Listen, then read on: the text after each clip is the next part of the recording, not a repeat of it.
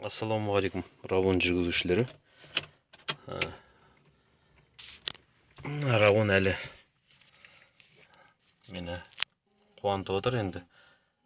Қазір машинаның жүгіргені 5 мыңнан астам. Енді бұл жерлерде мен әлі ұзын жолдарда жүріп, не болмаса мына қатты тастақты жолдан жүргенде мынандай звуктесін. Осы бұл неден деп ойладым. Пластмасса өзі тие ма деп. Жоқ, одан болмай шықты. Енді қысқа ғана видео бұл. Мына жерде терезеге соғатын жылу және суық соғатын дефлектор деп аталады ма, қалай деп аталады. Осы мына пластмассаны алып қарасам, бір-біріне бос болып бір-біріне тиеді екен. Одан дыбыс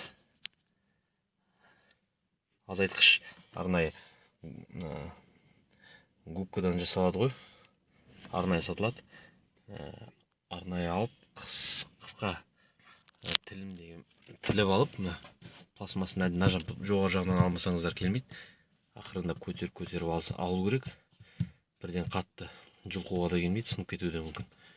Соны алдым да мына жан жақтарына дыбыс азайтқышты және губканы жабыстырып, бір жағы жабысады ғой, айналдырып жабыстырып шығып қысып едім.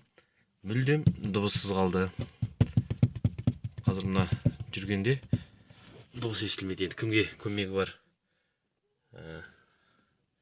Осы мен айтқан дүниені пайдаланыңыздар. Осы